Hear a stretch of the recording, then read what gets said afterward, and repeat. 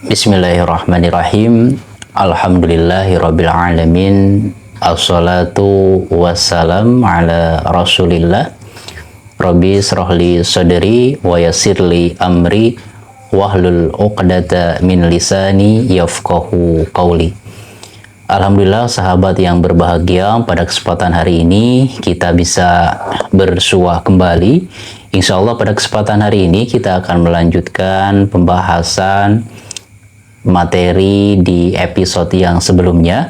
Insya Allah pada kesempatan hari ini kita akan mengurai salah satu nafsu yang ada dalam diri manusia. Dan tentunya nafsu ini adalah nafsu yang paling rendah, nafsu yang mendorong manusia sama seperti binatang atau bahkan nantinya lebih zalim, lebih bengis, lebih jahat daripada binatang. Nafsu apakah itu? Yaitu nafsu amarah. Nafsu amarah ini adalah sebuah nafsu yang dimana menimbulkan dorongan-dorongan dalam diri manusia untuk melakukan sebuah perbuatan-perbuatan yang jahat, dorongan dalam diri untuk melakukan sebuah perbuatan yang zolim, perbuatan yang berbau maksiat, dosa, dan lain sebagainya. Nah, itu poin dari nafsu amarah. Nafsu amarah ini adalah nafsu kebengisan, nafsu kejahatan yang dimana mirip-mirip dengan beringasnya, jahatnya binatang di alam rimba. Nah, nafsu amarah ini senantiasa mendorong manusia atau menggiring manusia untuk hidup dalam gaya hidup hedonisme. Apa itu gaya hidup hedonisme?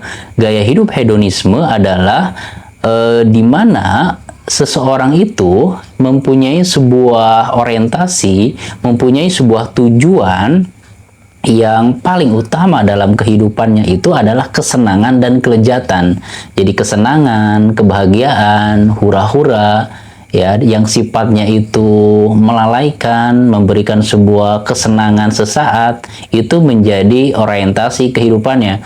Jadi untuk perintah-perintah agama, perintah-perintah yang Allah turunkan lewat Nabi Muhammad, itu sebagai pelengkap saja atau bahkan tidak dianggap. Kenapa? Karena bagi mereka yang dirinya didominasi oleh nafsu amarah, dia akan hidup dalam gaya hidup hedonisme. Ketika dia hidup dalam gaya hidup hedonisme, maka dia tidak akan merasakan kenikmatan-kenikmatan yang ada dalam ritual-ritual agama. Kenapa? Karena sebuah kaidah mengatakan bahwa ketika seseorang mendapatkan sebuah kenikmatan dalam hal-hal yang berbau ibadah, dalam melaksanakan perintah Allah, maka sungguh dia tidak akan mendapati kenikmatan-kenikmatan dalam kemaksiatan. Hati nuraninya memberontak ketika dia melakukan perbuatan-perbuatan yang dilarang oleh Allah Subhanahu wa Ta'ala. Tapi sebaliknya, ketika seseorang itu sudah mendapatkan kenikmatan-kenikmatan dalam hal yang berbau kemaksiatan dan dosa, bahkan berbangga dengan perbuatan tersebut, maka kenikmatannya dalam beribadah, potensi untuk menikmati kenikmatan sujud kepada Allah, kenikmatan sholat, membaca Al-Quran, dan lain sebagainya, dia tidak akan dapati. Maka disinilah sebuah perang yang sesungguhnya, perang dengan diri kita sendiri, perang dengan hawa nafsu kita. Maka orang yang sudah bisa menundukkan hawa nafsunya, dia akan merasakan nikmatnya beribadah kepada Allah Subhanahu wa Ta'ala.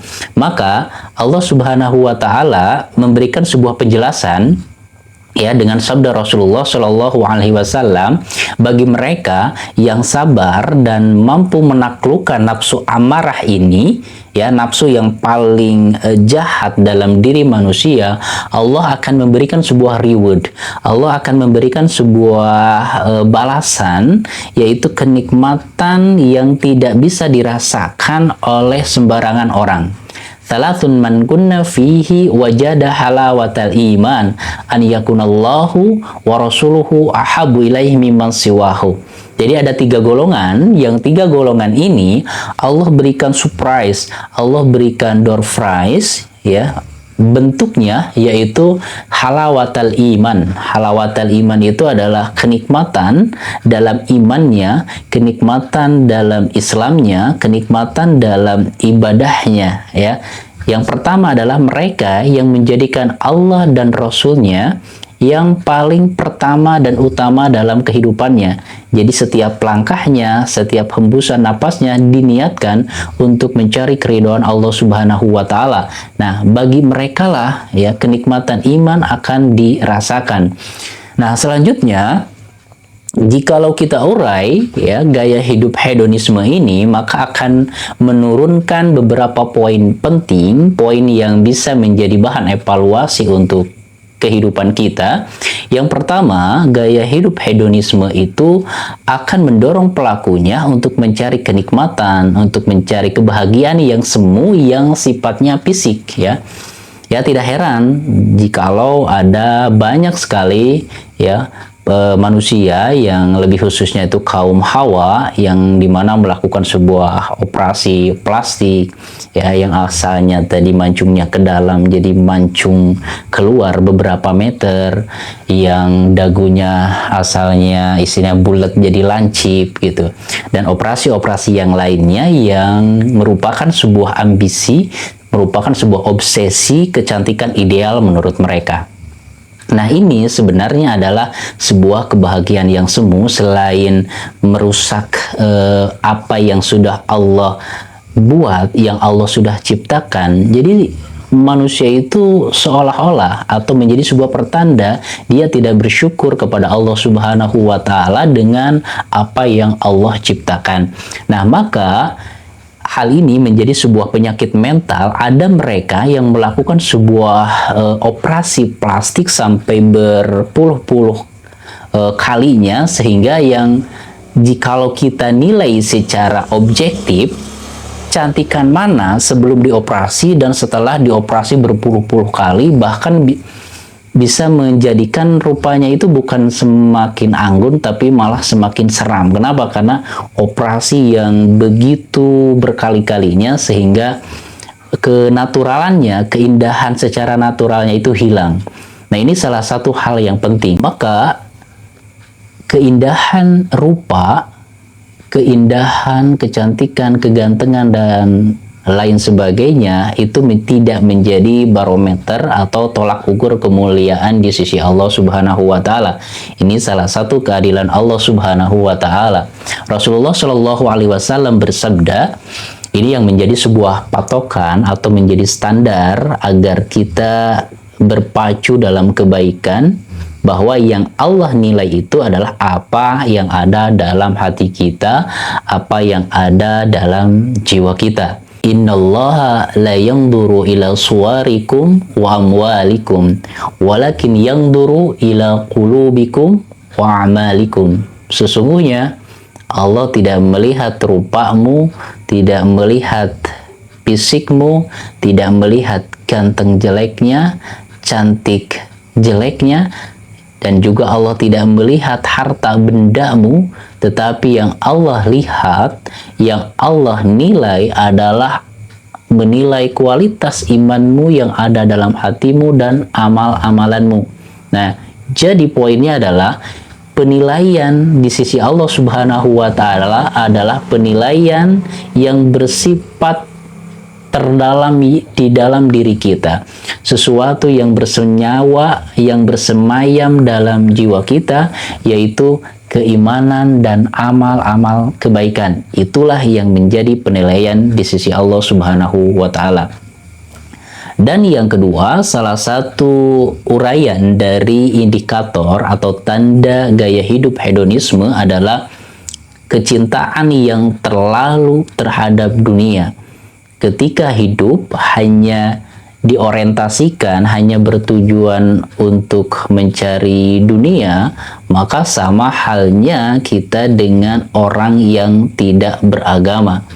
Rasulullah Shallallahu Alaihi Wasallam menegaskan dalam sabdanya, "Ta'isa abdu dinar, wa abdu dirham, wa abdul khamisah, in utiya rodiya, wa illam yu'ta sakhita." Sesungguhnya ta'isa abdu dinar, celakalah budak atau hamba dirham, dinar, pakaian. Nah, tandanya adalah in u'tiya, jikalau dia diberikan dunia, rodiya, dia ridho, dia senang, dia bahagia. Tetapi wa illam yu'ta, dan apabila dia tidak diberi dunia, tidak diberikan kelapangan dunia, dia marah, dia menghujat takdir, dia meratap, dan lain sebagainya. Nah, tentu hal ini bagi seorang muslim bukan menjadi pertanda kita tidak peduli dengan dunia, karena dunia ini mau tidak mau adalah sebuah jembatan yang akan mengantarkan kita ke kehidupan akhirat. Bagaimana ending kehidupan kita di akhirat ditentukan dengan dunia kita. Ya, sebuah ibarah mengungkapkan bahwa dunia itu seperti tempat bercocok tanam kebaikan. Maka bukanlah dunia yang salah ya ada dalam genggaman seorang muslim, tetapi yang keliru adalah ketika hati kita dikuasai dengan kecintaan terhadap dunia secara berlebihan dan lupa untuk membangun sebuah kehidupan di akhirat, lupa untuk beramal, lupa untuk mengutamakan ibadah-ibadah kita kepada Allah Subhanahu wa Ta'ala. Dan yang ketiga, ya, salah satu tandanya dari gaya hidup hedonisme adalah sebuah dorongan untuk melakukan hubungan seksual yang haram. Padahal hubungan biologi suami istri tentu dalam ikatan yang halal itu bisa menjadi sebuah sedekah, itu bisa menjadi sebuah ibadah. Tetapi ketika seseorang itu didominasi dengan gaya hidup hedonisme, dia cenderung ingin memiliki ya sesuatu yang haram, terobsesi dengan hubungan biologis yang haram. Sebuah seperti ungkapan rumput tetangga itu lebih hijau, lebih rimbun, dan lain sebagainya. Nah, maka ada sebuah percakapan yang menarik antara Rasulullah dengan para sahabatnya yang memberikan sebuah penekanan bahwa apapun itu yang kita jalani bisa bernilai ibadah di sisi Allah ketika sesuatu yang kita lakukan itu ada dalam bingkai kehalalan. Tetapi jikalau amalan atau perbuatan itu sama tetapi dalam konteks keharaman, maka akan menimbulkan sebuah kemurkaan Allah Subhanahu wa Ta'ala. Rasulullah bersabda, wa fi bud'i ahadikum shadaqah. Sesungguhnya dalam hubungan biologi suami istri itu adalah sebuah sedekah. Ya. Maka para sahabat bertanya kepada Rasulullah. Ya, ini menjadi sebuah pertanda bahwa tarbiyah atau pendidikan yang Rasulullah tanamkan, yang Rasulullah jalankan, itu di sana ada sebuah critical thinking, ada sebuah pemikiran yang kritis terhadap apa-apa yang disampaikan oleh Rasulullah Shallallahu Alaihi Wasallam. Qalu ya Rasulullah, ayati ahaduna syahwatahu wa yakunu lahu fiha ajrun ara'aitum law wada'aha fil harami akana alaihi fiha wizrun. Nah, para sahabat bertanya, ya Rasulullah, apabila seseorang di antara kami ya menyalurkan ya hasrat biologisnya kepada istrinya, apakah mendapatkan sebuah pahala? Ya, ada sebuah tanda tanya yang besar dalam diri para sahabat Rasulullah Shallallahu Alaihi Wasallam. Maka Rasulullah menjawab dengan sebuah silogisme, menjawab dengan sebuah logika yang dimana mengajak atau menstimulus para sahabat untuk menemukan sebuah jawaban yang benar. Ya. Aro'aitum, bagaimana pendapatmu jikalau seseorang itu dia menyalurkan hasrat biologisnya pada seseorang yang haram, ya, apakah dia mendapat dosa? Nah, maka tentu akan mendapat dosa. Fakadzalika idza wada'aha fil halali kana lahu ajron. Maka demikian juga jikalau seseorang itu menyalurkan hasratnya di tempat yang halal, maka tentu itu akan diberikan pahala oleh Allah Subhanahu wa Ta'ala. Nah, itu poin ketiga dari salah satu tanda orang yang hidup dalam hedonisme, yang dimana gaya hidup hedonisme ini adalah didorong atau di orang yang didominasi dirinya oleh nafsu amarah. Dan selanjutnya adalah makan secara berlebihan menjadi tanda keempat dari orang yang hidup dalam hedonisme. Tentu makanan menjadi sebuah kebutuhan dalam hidup, tetapi ketika berlebihan, tentu segala sesuatu yang berlebihan itu tidak baik, ya. Dan tidak terkecuali dalam hal makan. Kita merasakan ketika kita mungkin ada dalam sebuah perkumpulan, ada dalam sebuah acara, kita makan terlalu banyak, apa efeknya? Pasti kita akan rasakan ketika seseorang itu makan secara berlebihan, pasti tidak akan ada semangat dalam beribadah, tidak akan ada sebuah kehusuan dalam ibadah-ibadah yang dia lakukan. Kenapa? Karena sebuah hukum, ya, istilah hukum apa, bisa dikatakan hukum fisika kali ya, dimana ketika seseorang itu perutnya terisi penuh, maka akan tertarik matanya untuk menutup, ya. Sama halnya seperti ketika orang itu isi dompetnya penuh, maka kepalanya itu akan ringan, jiwanya itu akan lapang. Tapi ketika isi dompetnya kosong, nah, maka yang menjadi beratnya itu adalah kepalanya. Nah, itu sebuah anekdot lah, ya. Nah, selanjutnya, maka Rasulullah Shallallahu Alaihi Wasallam bersabda, "Ma mala'a adamiyun wi'an syarra min batnin." Tidak ada sebuah tempat yang diisi oleh anak Adam, oleh manusia, yang lebih jelek daripada perutnya. Tentu hal ini tidak menunjukkan seseorang itu harus saum selama-lamanya, saum tiap hari, atau istilahnya itu melaparkan dirinya berhari-hari hidup dalam kelaparan. Tidak, karena ketika seseorang itu hidup atau tidak mengisi perutnya, hidup dalam rasa lapar, tentu tidak akan produktif dalam bekerja, apalagi dalam belajar dalam keadaan lapar. Tetapi di sini rumusannya adalah kata Rasulullah Shallallahu Alaihi Wasallam, ya, ketika seseorang menginginkan kesadaran full dalam dirinya, dalam artian mampu mengontrol dirinya itu agar tetap sadar, ya, agar tetap istilahnya itu tidak oleng, ya, tidak ngantuk, yang mengarah kepada kelalaian, mengarah kepada sesuatu yang tidak produktif, maka sepertiga perut itu adalah untuk makanan, sepertiganya untuk minuman, dan sepertiganya untuk udara. Nah, tapi bedanya dengan kita, ya, kita sepertiganya makanan, sepertiganya lagi makanan, sepertiganya lagi makanan, jadi full semua dengan makanan dan minuman. Maka walhasil, ya, adalah kemalasan kita dalam beribadah kepada Allah Subhanahu wa Ta'ala. Nah, itulah poin keempat dari gaya hidup hedonisme yang didorong oleh dominasi nafsu amarah dalam diri kita.